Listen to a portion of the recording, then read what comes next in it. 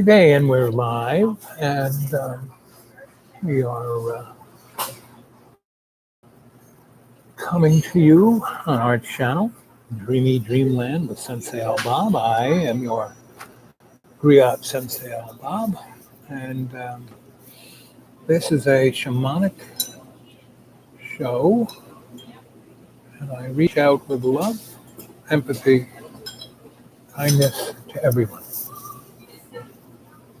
I do not hold a single negative thought towards anyone because I don't find the need to do that.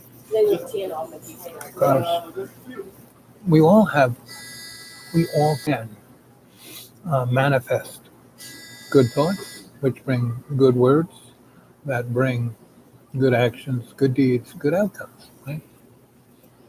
But within the path of our life, it's a flow. So we ebb and flow around loads of people and situations. And I came on to do this channel mostly to bring good thoughts, good words, good actions, good deeds, good outcomes to the human race, to be that pebble in the pond. And not, I have like 300 plus cadre and, 15, 16,000 viewers or 30,000 or how many thousands I got. And that's cool, but that's not the reason. The thing here is shamanically, energetically help.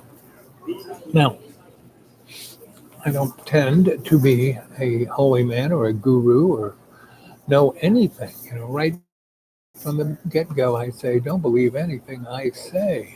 And if you're going to be embarrassed or upset by whatever I may say, you shouldn't watch this show.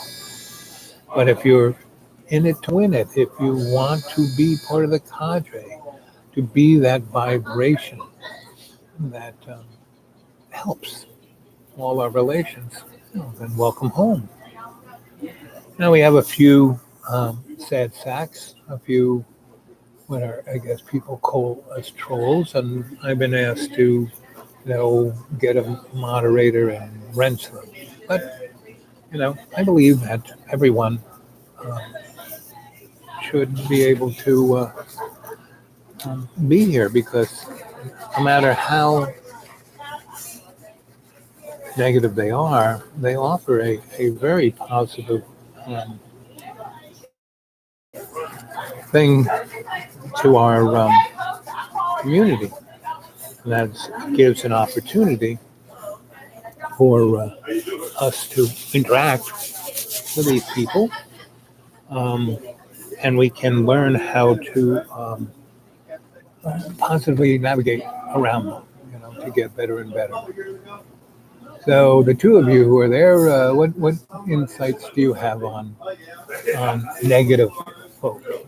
Why, and when people are negative, and especially if they, bully or pick on individuals, it's they actually hurt themselves way worse, because everything out of their mouth or on their keyboard, is a representation of themselves. Now, I'm a terrible liar. I cheat. I can't cheat. I can't steal. I'm clumsy. I'm not, well hidden. People are like, so, I can only be me, Ooh. So that's the best we can do. So I've switched up from coffee to hot water and honey. There's a guy around here who has his own little honeybees, and it actually gives you energy, and you don't want to eat as much, and you digest better and eliminate better, and it's doing me well. So, and it's also quite affordable because I live by a tight budget, but that's okay. When you only spend what you got, you don't spend any more. So, um,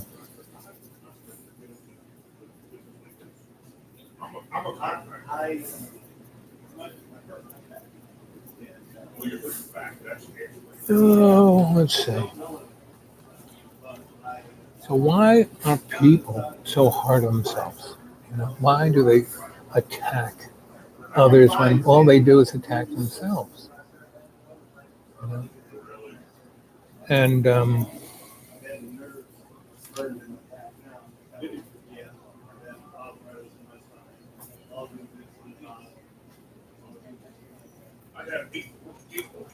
yeah, so I was reading Franz Boas, who is like the daddy of cultural anthropology, and Margaret Mead was his one of his students, and so was Ruth Benedict, and so was um, Zora Thornton, who is one of the literary elites of the Harlem Renaissance, but she actually came from Florida. She came from a place called Port St. Lucie. And when you see people like this, especially Zora, she could, she should have, she had all the rights to be um, angry and upset, but she took all that passion and put it into love's co-creation of art in the first person as the Aboriginal. And her paintings are amazing, her plays are amazing, her poetry. And then once she hooked up with this crew in Columbia, New York City, and whereas, Margaret Mead did her work in adolescence in America Samoa, looking at, comparing adolescence in America to adolescence in Samoa. And Ruth Benedict was looking into gender dynamics. And this was all in the 20s and 30s. They were talking about stuff that nobody could touch. And they got a lot of blowback for it. But, they just kept doing the work because they saw the truth. And they had this cadre of this group of community intellectuals. Franz Boas was the sensei, and the rest were the cadre. So you should go read that information. Primary sources are the best. And that's one of the lacking things of these podcasts and YouTubes. It's just, and that's why I come to you as a griot to just tell you a story. I don't come to impart any great wisdom or truth. That's for you to figure out. That's what the adept does. The sensei brings a discipline, and the griot brings a story. The discipline is I show up, I do a chat, I stay open. I don't. A lot of people have said some pretty harsh, mean things, but all I can do is feel sorry for them. And and I know that they will break through, and that's usually, from my own experience. Now, it hasn't always been easy for me. As a child, I had issues. You know, I had I had all the alphabet things people had, but they didn't have the alphabet to make them. But I had really great teachers said, you don't look at things the way anybody else does. And instead of me trying to force you into, you're this square and we're doing a round thing. No, we're going to take who you are and look at that as a positive, as a talent, as a art, as a gift.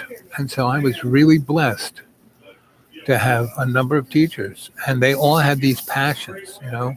of psychology, of sociology, of anthropology, of physics, of geometry, of language as logos. And from a very early age, like, first grade on, I had people not trying to force me, but trying to understand me.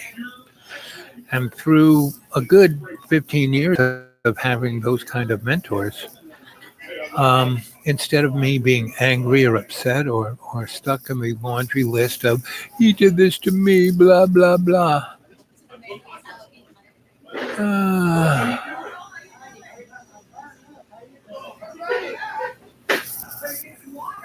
and, so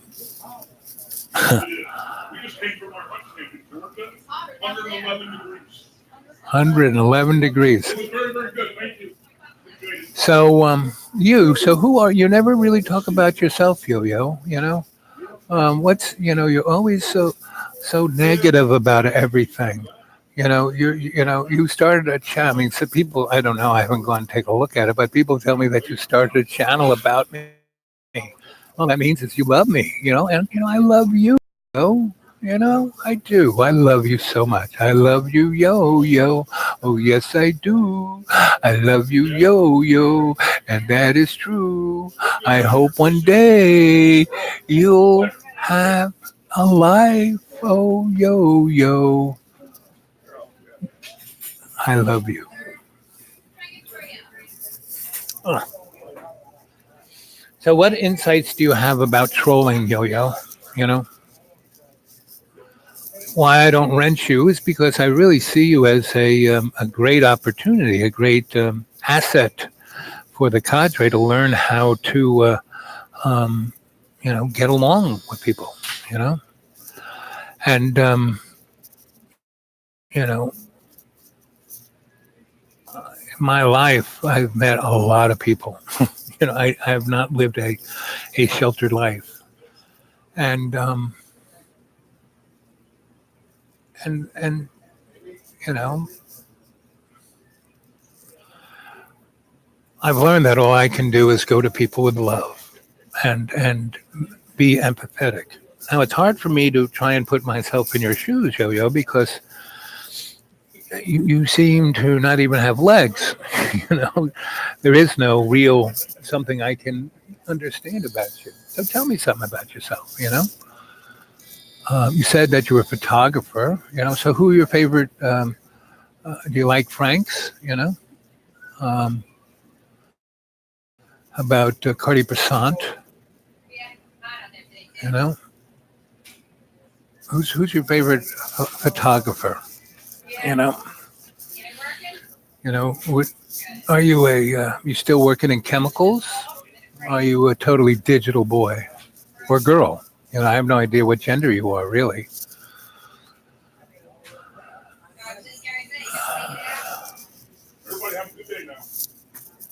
So,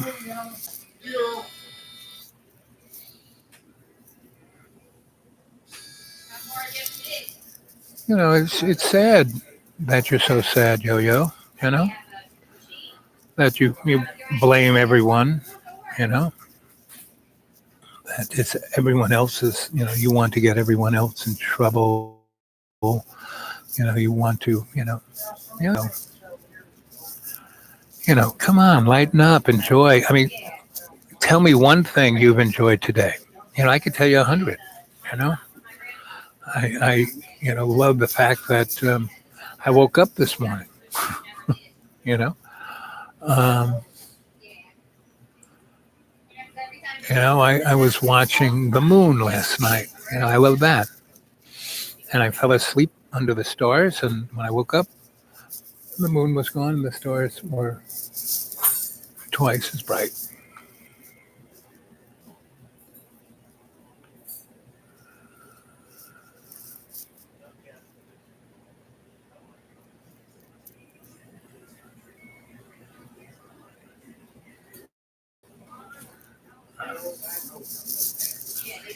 So, as a child, what did you enjoy most? My dad used to take me to the beach, and he would throw me on his shoulder, and we would jump into the waves. and we would ride the waves, and he would bounce up and down off the bottom. We'd go all the way to the bottom, and we'd shoot up, and the waves would ride us away, and I loved doing that. And one day, um, it was pretty rough out there, and we went down the bottom, and he shot up, and we got hit by a big wave, and I was knocked straight off his shoulders and went down deep into the water. And and I was down there for a while. I was looking around, and I saw fish and people's legs, and there was a pretty strong undertow. So I was under, and but I felt like I could breathe underwater. So instead of trying to make it back straight to the shore, I kind of went sideways, and the undertow kind of grabbed me, picked me up, and frothed me around and took me down, and did that 3 or 4 times, and then spat me out on the beach about a quarter mile down the way. I kind of was disoriented, looked around, and moseyed on down to where my family was on the beach, and there was a big crowd, and everybody was like looking around, and there's my dad and my mom, and they were all worried, and I kind of stood behind them, kind of trying to look between, like all the tall people, because I was a little peanut of a kid, and you know, and then I tugged on my dad's shirt, and he looked down, and there I was. And where'd you go? What happened? We thought we were. And he starts jumping up and down, and yelling at me, and so I didn't do that on purpose, but that was how I learned. Instead of like feeling bad about my dad yelling at me, I realized that's how he showed his love. He was so concerned about his kids that he kind of got all angst about it.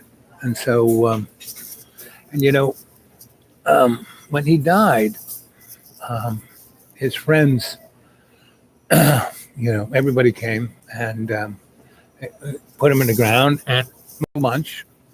And all his tight friends from back in the day, people were scared of him. So I would go, I went and had lunch with them. And this one guy, and I knew them pretty well because my dad, hey, you want to take a road trip? I said, sure, Dad. And we would go off and we would be where these guys were. And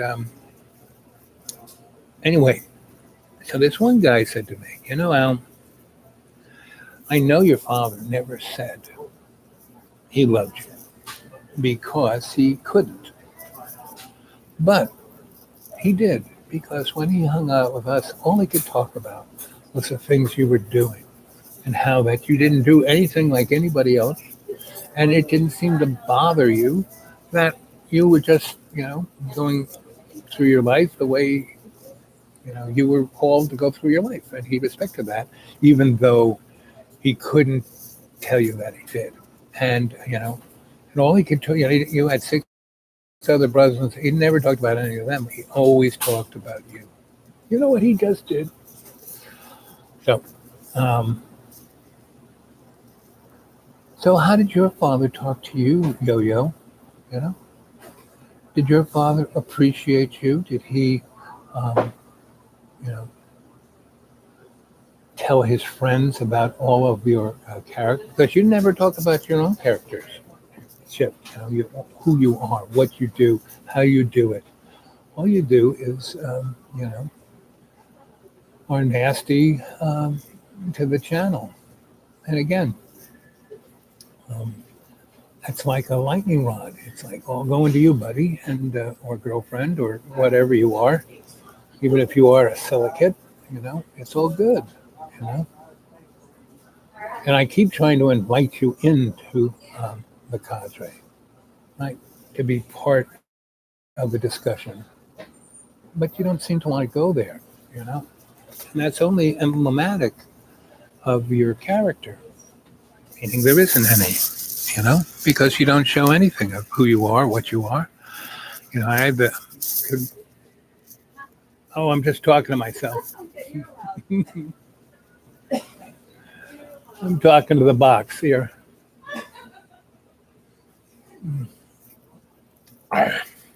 So, Anyway, there's three of you. You're going to let Yo-Yo here, hug the whole live chat. You know, I do this to hear from you guys. So, Fish, there you are. Hey, Bob. Yep. So, what do you think of Yo-Yo here? You know, that he never really shows himself. And what do you think of? I mean, people call Yo-Yo a troll, and I think a troll's just cute little things. What do you think of Yo-Yo? And also,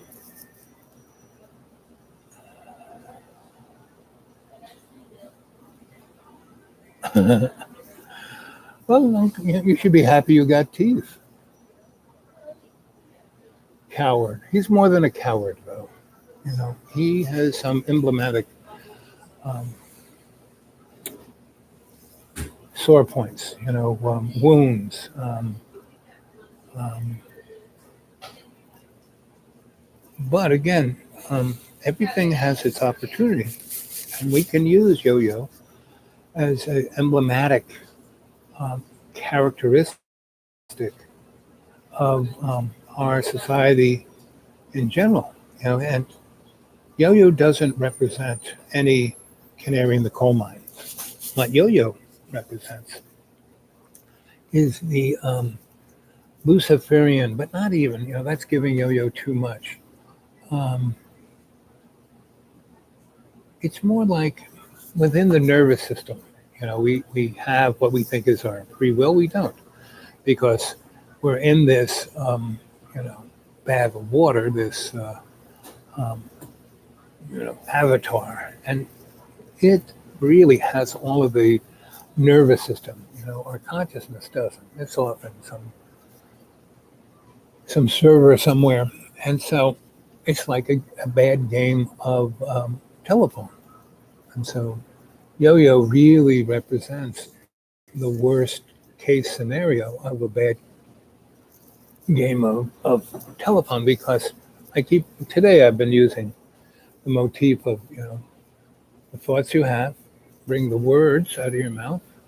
The words bring actions and responses. Those have deeds, and those deeds have consequences. And so it's always best to come from the best thoughts you can have, and bring forth the best words you can have that bring forth the best, actions. And so, and the best actions you can have are ones that are of service to love's co-creation, not yourself. When you're speaking from yourself, you're coming from the materialistic illusion, and that means you don't exist. And Yo-Yo is like this little, little bit of gristle that is so scared of being thrown out. It's so miserable in its life, but it doesn't even have a life, you know. And that's what the cadre offers you, Yo-Yo, is family, all our relations, brotherhood, sisterhood, where you could serve something higher than yourself, And people who think they serve Satan or Lucifer or any of those illusions, they're not, you know.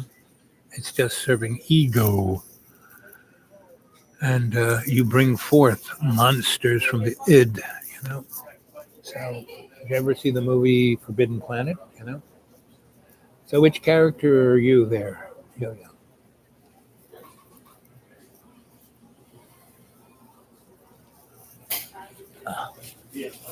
Yo-Yo, what's your favorite Dickens book?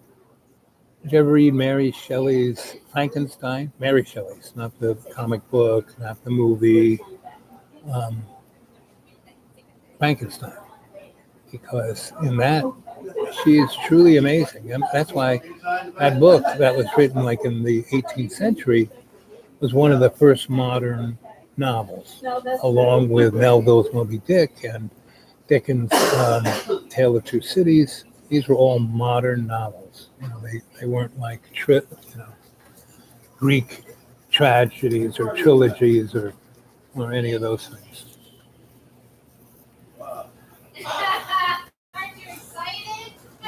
So, oh, let's see. Uh,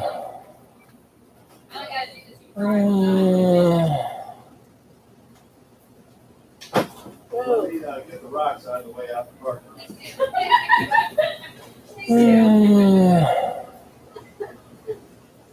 Better yet, let's just let me carry him out.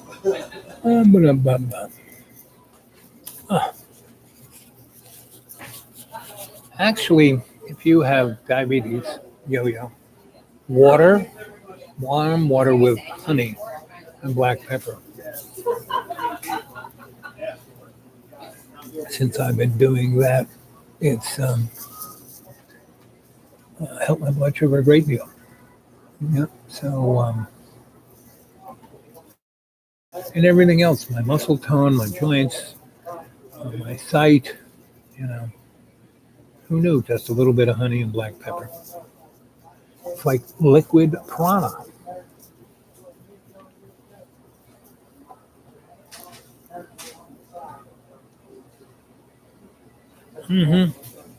That's why I'm here.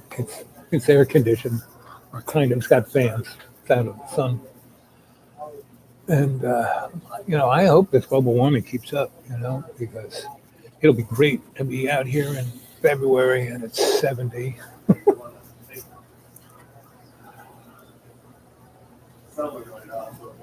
But so far, the last 42 days, it's only rained twice, and it's been,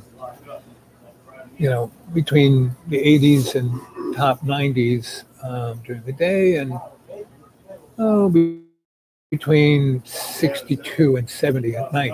You can't beat that. It's like, sleeping out under the tarp in the hammock, can't beat it. Hammock is the best. And you don't sleep this way, you sleep that way. That way, you can actually be flat. Arr. So,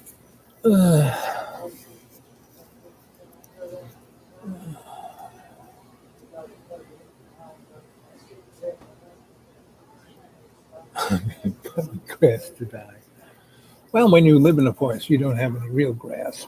You got little patches where the sun hits it. But I mostly have four-leaf clovers and other leafy things, which I have this nice little straw basket. And I go around and I clip them with my scissors and put in there and make a vinaigrette.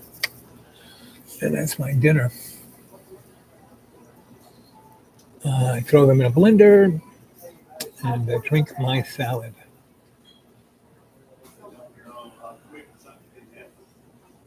Yeah, that and it's just a little bit more country.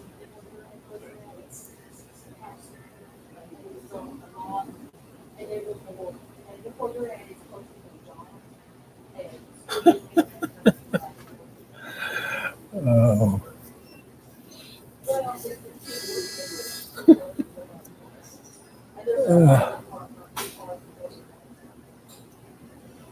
I actually thought you were the canary, but you're not. Like I said, you're not the canary in the coal mine.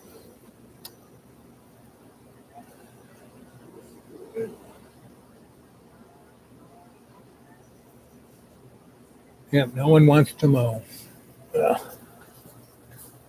That's why living in the forest, you don't have to mow.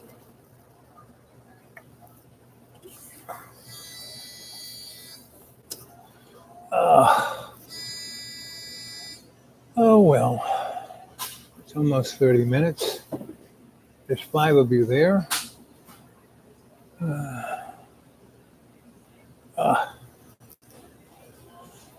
So, does anyone have a good thought to put in the thought bank? like I say, good thoughts bring good words, good actions, good deeds, good outcomes. So let's hear some good thoughts.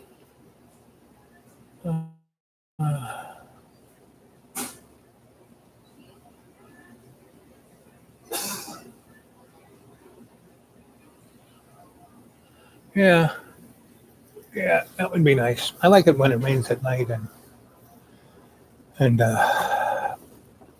sunny during the day. Kind of almost does that here. We have pretty thick fog, between 3 in the morning and 8. It's almost rain. Leaves the trees and the plants um, moistened. If they don't get hit directly by the sun, they will stay moist pretty much all day. Oh, I'm just talking to the box. People walk by, I think I'm talking to them.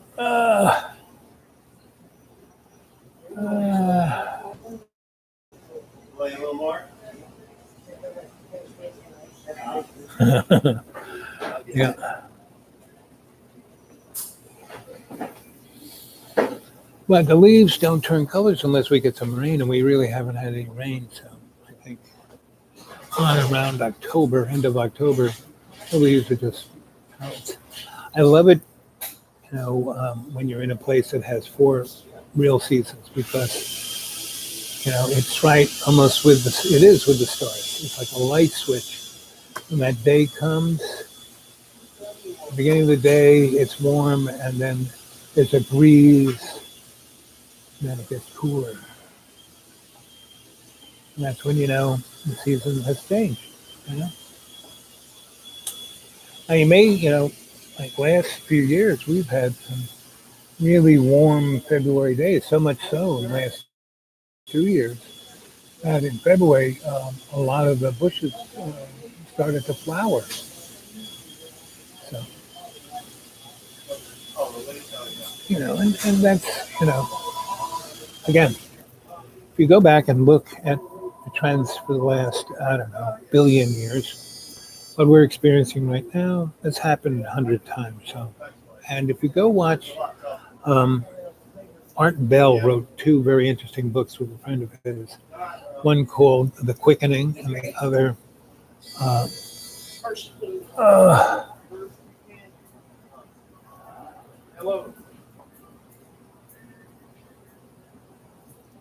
the other one, The Day After Tomorrow. And I think that's the name of that one. And it was, everything was melting, and the ice sheets were melting, and it was getting really warmer, and everything was warmer and warmer and warmer. And then um, what is known as the African Train, which is, the Gulf of Mexico. The warm water comes from Africa down the backside of South America, through the Gulf of Mexico, and down along the East Coast up to Canada, Europe, over to Moscow. Right? And if those ice sheets melt enough and change the salinity of the Atlantic Ocean right there in Canada, from about Florida to Iceland, Greenland, what will happen is the train will stop, and all the warm water from Africa and South America will stop, and the oceans will drop precipitously, but not after those ice sheets have melted and put giga trillion billion tons of water, fresh water, into the ocean to change the salinity of the Atlantic, and that will also flood like New York City, Boston, Philly, Washington D.C., Florida, the whole coastline, um, you know, Texas, Mexico will flood. 300 feet. The problem is that most of our soluble chemical factories are right on those coastlines. We have close to 40 or 50 nuclear reactors that are really old that should have been shut down 20, 30 years ago, but Ronald Reagan just signed a piece of paper saying they can stay open as long as they can stay open. And, Tennessee Valley Power Authority, they got more reactors than any singular utility. And not only have they kept their reactors open longer than they should be, but they are pushing them now, increasing the steam pressure, packing the nuclear rods closer to heat it up more to get more power out of them, right? So these two things come together, all of that water floods all of, just like Fukushima, Pabui, and that will happen quickly. Just like Fukushima did. That was a matter of a day or two or three, and it has totally poisoned the Pacific Ocean. And so then what happens is the ocean no longer carries hot water from Africa up along the east coast and up over the north into Canada and then into Ireland. And I lived in Ireland on the west coast. I used to go swimming in the Ring of Kerry. The water was always 70 degrees. It was unbelievable. That's why the fishing over there was amazing. So those sheets melt over a 10-year period, then they flood. And the coast, and that flooding kind of comes in because then what happens is we just experienced this, Category 5 hurricane, and it went over Bermuda and stopped. And it like scrubbed, it's a archipelago, it's like 1,200 islands, and the length is like, the length of California. So really only that little over here part of Bermuda got whacked. So like 89%, 90%, 95%, Bermuda was fine. It's just that little neck. And it was a pretty place, but that's where the poorest people lived. And what's interesting about Bermuda, it is the third richest place in the Northern Hemisphere. America's number one, Canada's number two, Bermuda's number three. Why is Bermuda a third richest place? Because all these rich people dump all their money there. It's one of those little places where you can put money and nobody charges you taxes or even says anything about it. It's a haven. So they're billionaires with their money there. You'd think they could take care of that. They are. They're going to buy, they're not doing anything right now because they want as many people to die, get the heck out of there as they can. And so they will come in and develop it, and turn it into sandals and hedonism and gambling. And, so all of this is what's going on right in front of our eyes. Hey, Uncle. Good to see you, buddy.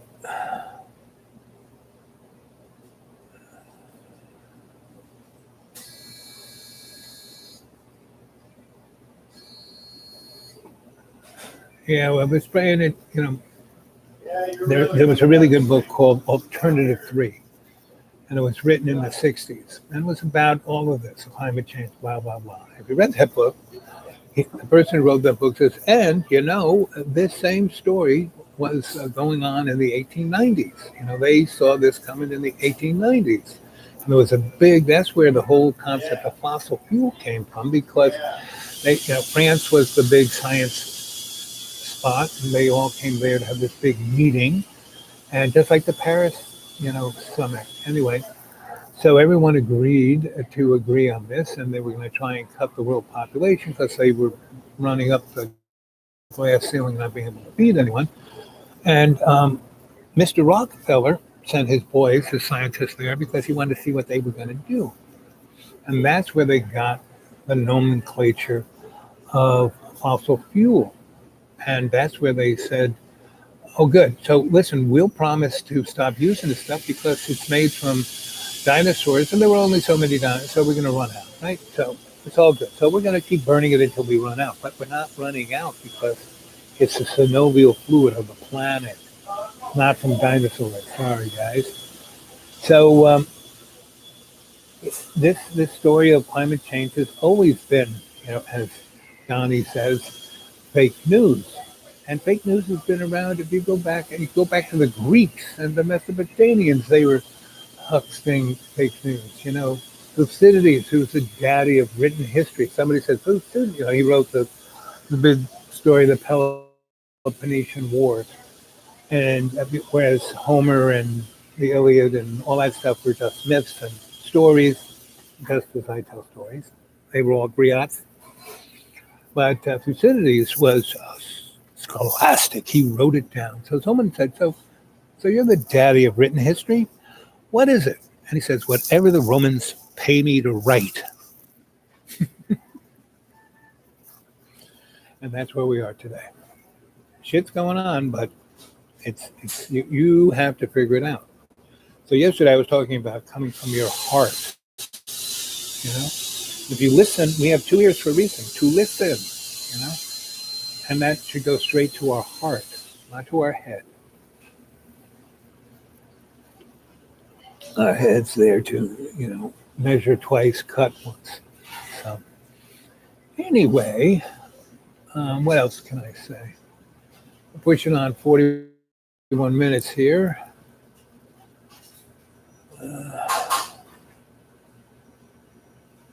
Yeah, control the weather. They're doing this because what they're going to do, and back in the late 60s, early 70s, I had a friend of mine who came back from New Mexico, as I did. And in New Mexico, went out in the deserts, we dug holes. People were living underground. We used to make these things called sand sloops. We would go to these areas that had just, miles of tires. And the Italian architect bought 1,000 acres of tires. And he started, he got himself a couple backhoes and a grader, and he would dig holes and he would line the walls with tires, fill it in with sand. It was like adobe. And they would be 20, 30 feet underground, and he'd have these great domes of tires, and then he would plaster them up like the Sistine Chapel.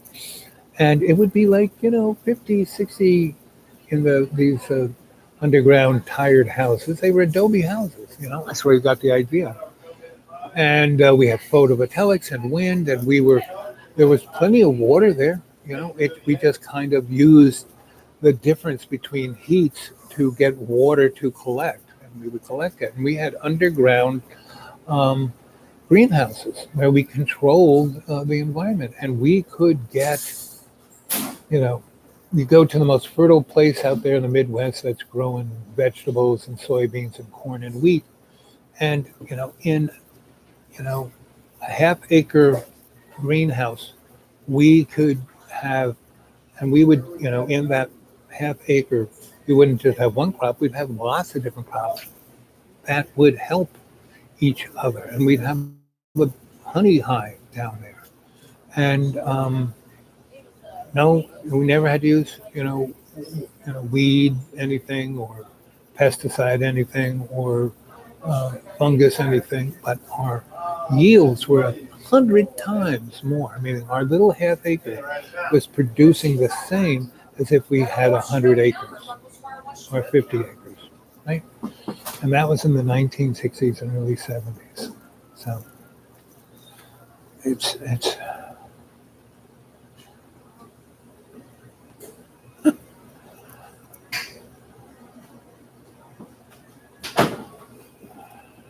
so it's all relative, right? And what time is it? Oh, it's going to start to cool off. So I think I'm going to go. When it hits 45, I will see you later. So there were a few interesting things. Go back and see this.